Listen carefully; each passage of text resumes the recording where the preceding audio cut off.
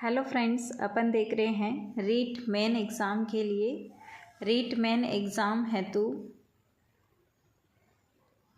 Hello friends, अपन देख रहे हैं रीट मेन एग्ज़ाम के लिए जो अध्यापक भर्ती एग्ज़ाम होता है 3rd ग्रेड वाला, जिसमें हम गणित शिक्षण विधियों से संबंधित प्रश्नों को डिस्कस कर रहे हैं, जो कि मैथ्स के क्वेश्चन हैं और ये लेवल 1 और 2 दोनों के लिए इम्पॉर्टेंट रहेंगे। ठीक है, तो आप इनको ये मान सकते हैं कि ये मोस्ट इम्पॉर्टेंट क्वेश्चन है क्योंकि प्रीवियस ईयर में पूछे गए प्रश्न हैं। ठीक है फ्रेंड्स, पिछले 2 पार्ट्स में हमने रीट 2012 के अंदर जितने टीचिंग मेथड की प्रश्न थे उनको हमने डिस्कस किया है ना। अब हम तो आप उनको ज़रूर देखिएगा। आज हम रीट 2015 के अंदर जो पूछे हुए प्रश्न हैं लेवल 2 के अंदर उसको डिस्कस करेंगे। ऐसे ही करते हुए हम जितने पूछे हुए प्रश्न हैं उनको डिस्कस करेंगे। तो फ्रेंड्स, आज की क्लास हम स्टार्ट करते हैं। 2015 में पूछे हुए प्रश्नों में, क्योंकि हम पहले 2012 तक में 10 क्वेश्चन को हम डिस्कस कर चुके हैं, इसलिए यहाँ पे क्रमांक 11 लगा हुआ है। देखिए, जो रीट 2015 में पहला क्वेश्चन पूछा गया था वो ये था कि अंकगणित शिक्षण की सबसे उपयुक्त विधि कौन सी है? प्रोजेक्ट विधि, प्रदर्शन विधि, विश्लेषण विधि या इनमें से कोई नहीं। देखिए, प्रदर्शन विधि ज़्यादातर साइंस के शिक्षण के लिए महत्वपूर्ण मानी जाती है और प्रोजेक्ट विधि जो है वो भी उसी में ज़्यादा महत्वपूर्ण मानी जाती है, हालांकि ये दोनों ही सब्जेक्ट में महत्वपूर्ण हैं। नेक्स्ट ऑप्शन है विश्लेषण विधि। तो विश्लेषण विधि जो है वो अंकगणित शिक्षण के लिए उपयुक्त विधि है। ठीक है फ्रेंड्स, तो इसका आप ऑप्शन सी राइट करेंगे, विश्लेषण विधि। नेक्स्ट क्वेश्चन है, एक अध्यापक कक्षा शिक्षण में किस उद्देश्य को प्राप्त करता है? ये भी रीट 2015 का क्वेश्चन है। ज्ञानात्मक उद्देश्य, भावात्मक उद्देश्य, मनश्चालक यानी क्रियात्मक या गत्यात्मक उद्देश्य और उपरोक्त सभी। तो एक शिक्षक जो होते हैं कक्षा शिक्षण के दौरान कौन सा उद्देश्य प्राप्त करता है? बताइए कौन सा उद्देश्य प्राप्त करता है? देखिए, जब शिक्षक पढ़ाता है तो वो ज्ञानात्मक उद्देश्य का भी विकास करता है, भावात्मक का भी, और मनश्चालक यानी कि जो गत्यात्मक या क्रियात्मक उद्देश्य है उसको भी प्राप्त करता है। इसलिए इसका आंसर हो जाएगा ऑप्शन डी, उपरोक्त सभी। नेक्स्ट क्वेश्चन है फ्रेंड्स, निदानात्मक परीक्षण का महत्व बताइए। देखिए, हमने पिछले जो क्वेश्चन था उसमें हमने उपचारात्मक शिक्षण को पढ़ा था। जब हम पहले निदानात्मक परीक्षण करते हैं उसके बाद हम उपचारात्मक परीक्षण करते हैं, तो इसका क्या महत्व है शिक्षण में, परामर्शन और निर्देशन में, उपचारात्मक शिक्षण की व्यवस्था में, ऑल। बताइए इसका आप कौन सा आंसर राइट करेंगे? क्या शिक्षण में इसका महत्व है, परामर्शन और निर्देशन में है, या उपचारात्मक शिक्षण की व्यवस्था में? तो आपने बिल्कुल सही पहचाना, ऑप्शन डी इसका राइट होगा, क्योंकि हम निदानात्मक परीक्षण का उपयोग शिक्षण में करते हैं, परामर्श और निर्देश देने में भी करते हैं, और उपचारात्मक शिक्षण करने के लिए भी हम निदानात्मक परीक्षण करते हैं। ओके फ्रेंड्स, तो इसका भी ऑप्शन डी राइट आंसर होगा। नेक्स्ट क्वेश्चन है, गणित शिक्षण में अध्यापक की मुख्य भूमिका होती है। ये भी रीट 2015 में पूछा हुआ प्रश्न है। दार्शनिक की, मित्र की, परामर्शक की और उपयुक्त सभी की। तो आपको पता है कि एक शिक्षक जो होते हैं, एक अध्यापक जो है वो परामर्शक भी होता है, मित्र भी होता है और दार्शनिक भी होता है। इसीलिए इसका आप ऑप्शन डी राइट करेंगे, all of the above. Next प्रश्न है, गणित शिक्षण की उपयुक्त विधि है। नेक्स्ट प्रश्न है, गणित शिक्षण की उपयुक्त विधि है। आगमन निगमन विधि, प्रदर्शन विधि, व्याख्यान विधि, उपरोक्त सभी।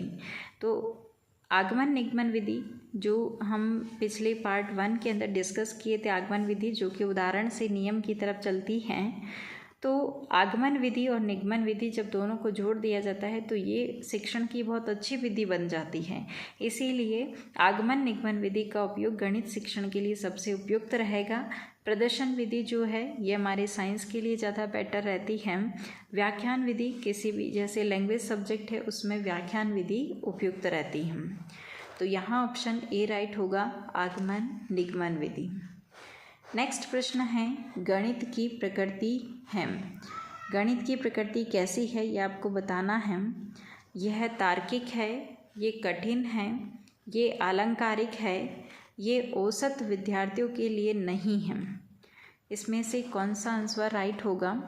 तो गणित की प्रकृति से संबंधित प्रश्न पूछा है तो आपको ये बताना है कि ये तार्किक है। कैसा है ये गणित, तार्किक है।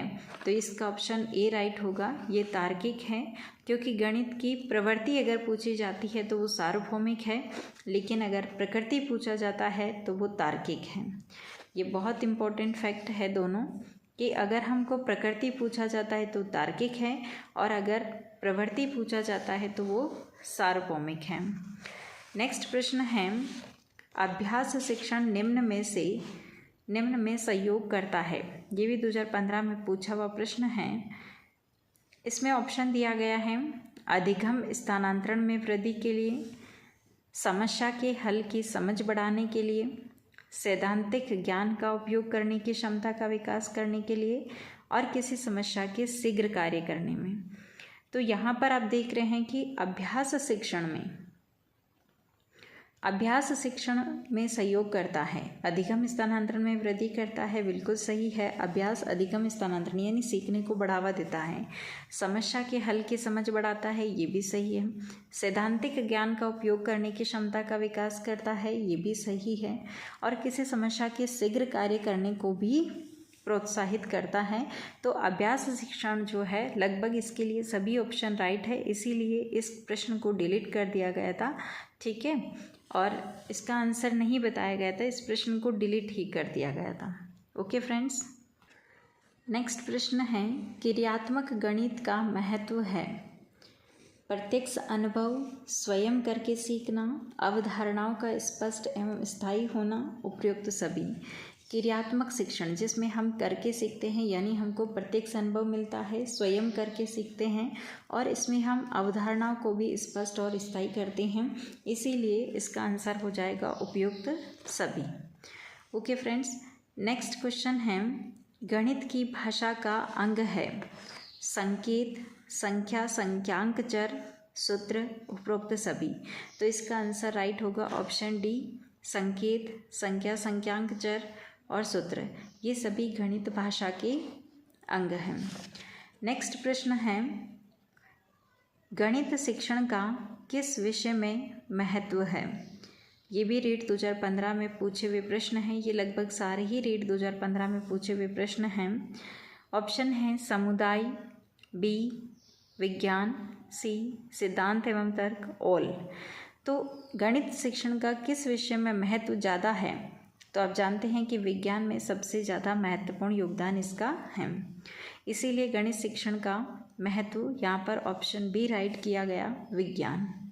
ओके फ्रेंड्स, तो इस सेशन के अंदर रीट 2015 में पूछे हुए प्रश्न थे जो कि लेवल 2 के बनाए हुए हैं। लेवल 1 के प्रश्नों को भी लिया जाएगा, लेकिन इसमें आपको ये ध्यान रखना है कि 2015 के लेवल 2 के अंदर इसमें आपको ये ध्यान रखना है कि ये रीट का जो पहले एग्ज़ाम होता था जो कि 2015 में हुआ था, उसमें जितने प्रश्न गणित में पूछे गए थे शिक्षण विधियों से, वो ये प्रश्न हैं और इन्हीं से मिलते जुलते प्रश्न आपके मेन एग्ज़ाम के लिए बनेंगे। ओके फ्रेंड्स, तो आशा करती हूँ कि आपको ये प्रश्न बहुत अच्छे से समझ आ रहे होंगे और बहुत अच्छे भी लग रहे होंगे। हो सके तो आप इनको नोट करते जाइए और अपने नोट्स के माध्यम से फिर उनको रिकॉल करते जाइए। अगर नोट्स को रिकॉल करने में आपको बोरिंग सा लग रहा है तो आप क्लासेस को बार बार देख सकते हैं। ओके फ्रेंड्स, तो इस क्लास में हम आज इतना ही पढ़ पाएंगे। मिलते हैं नेक्स्ट क्लास में, तब तक के लिए thanks for watching this video. जय हिंद, वंदे मातरम।